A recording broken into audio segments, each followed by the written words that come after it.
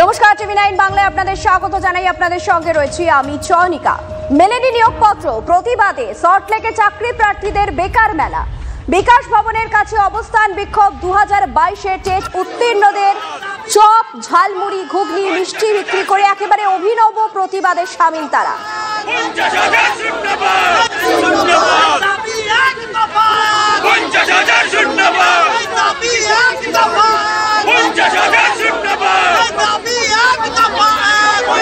নরম নরম পরোটা, আলুর দমের ডিম, নরম নরম পরোটা, আলুর দমের ডিম 25 টাকায় খেয়ে যাবেন। দিল্লি থেকে শিক্ষা দিন,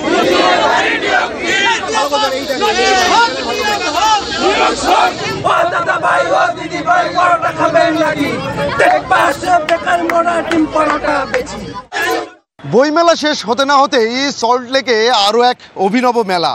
সকাল 11:30 থেকে ইন্দিরা ভবনের সামনে শুরু হওয়া কয়েক ঘন্টার এই অভিনব মেলার নাম দেওয়া হয়েছে বাংলার বেকারদের মেলা। তবে এই নামটা পুরোটাই কিন্তু প্রতীকী। আর এই মেলার আয়োজন যারা করেছেন তারা হচ্ছেন 2022 টেট পাস বা টেট উত্তীর্ণ ডিএলএড যারা চাকরি প্রার্থীরা রয়েছেন। আর এই মেলার ভেতরের দিকে আমরা আস্তে আস্তে একটু এগিয়ে যাচ্ছি এবং কি কি বিক্রি হচ্ছে বা কি কি পাওয়া যাচ্ছে এই মেলাতে সেটাই একটু দেখে নেওয়ার চেষ্টা করি। একেবারে মেলার শুরুতেই কিন্তু এখানে প্লেটে করে একজন চাকরি প্রার্থী তিনি পরোটা, ডিম, তরকারি বিক্রি করছেন এবং তার পাশে আরও কিন্তু বেশ কিছু পসরা সাজিয়ে চাকরি প্রার্থীরা বসে রয়েছেন। কেউ সবজি বিক্রি করছেন, কেউ ছোলা মুড়ি বিক্রি করছেন, কেউ আবার বিক্রি করছেন চপ। একেবারে মেলার মধ্যেই কিন্তু গ্যাস জ্বালিয়ে কড়াইতে তেল গরম করে সেখানে চপ ভাজা হচ্ছে এবং সেই চপ ভেজে বিক্রি করছেন তিনিও কিন্তু একজন চাকরি প্রার্থী। আমরা একটু দেখানোর চেষ্টা করব যে এই যে চাকরি প্রার্থী রয়েছেন যিনি চপ ভাজছেন, একেবারে তার যে দোকানের সামনেই এখানে কিন্তু লেখা রয়েছে যে আয়েশা খাতুন, পূর্ব বর্ধমান জেলার তিনি বাসিন্দা এবং তার শিক্ষাগত যোগ্যতা BA DElEd, 2022 primary TET qualified, অর্থাৎ 2022-এর টেট উত্তীর্ণ হয়েছেন। বিশেষভাবে সক্ষম একজন চাকরি প্রার্থী তিনিও কিন্তু আজকের এই মেলায় বাদাম বিক্রি করছেন।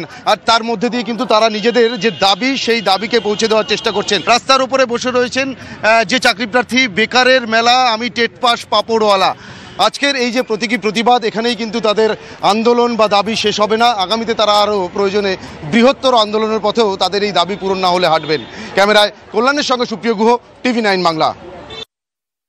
আজকে আমাদের এই চপ ভাজার এটা কোনো কারণ নয়। আমাদের মাননীয় মুখ্যমন্ত্রী উনি বলেছিলেন যে যা করো চপ শিল্প করো, কাজে দেবে। কিন্তু আমরা 2022 সাল থেকে টেট পাস করে আমরা বসে আছি ঘরে। আমাদের মা বাবা আজকের এই ছবিগুলো দেখছে, আমাদের দেখে একটু দয়া মায়া হয় না? আমরা বলিনি যে অ্যাপয়েন্টমেন্ট লেটারটা আমাদের হাতে ধরিয়ে দিন, আমরা শুধু একটা সুযোগ চেয়েছি। আর দিদিকে বলছি, দিদি এইভাবে আর সম্ভব না, আমাদের সমাজটা এইভাবে এগোতে পারে না। এখানে বসে স্লোগানও তুলছি যে ও দাদা ভাই, ও দিদি ভাই, লেবার নেবেন নাকি? শিক্ষা দপ্তর খোলা রাখার কি দরকার? বন্ধ করে দেওয়া হোক। শিক্ষা দপ্তরটা মানুষের জন্য, শিক্ষা দপ্তরটা কিন্তু মানুষের জন্য। মানুষের যদি কল্যাণ না হয় তোর শিক্ষা দপ্তর খোলা রাখার কোনো দরকার নাই। সল্টলেকে চাকরি প্রার্থীদের অভিনব প্রতিবাদ। তেলে ভাজা ভেজে মুড়ি বিক্রি করে তারা প্রতিবাদ জানালেন, বেকার মেলার আয়োজন করলেন। আর এই গোটা বিষয়টিকে নিয়ে একদিকে অগ্নিমিত্রা পাল কি বলছেন, অন্যদিকে নওশাদ সিদ্দিকী তার কি প্রতিক্রিয়া শোনাবো। যদি এত বিনিয়োগ হয়, বিনিয়োগ মানে ইন্ডাস্ট্রি, কর্মসংস্থান, কিন্তু এদিকে আমরা দেখছি কারোর কোনো চাকরি নেই, সবাই পরিযায়ী শ্রমিক হয়ে বাইরের রাজ্যে চলে যাচ্ছে।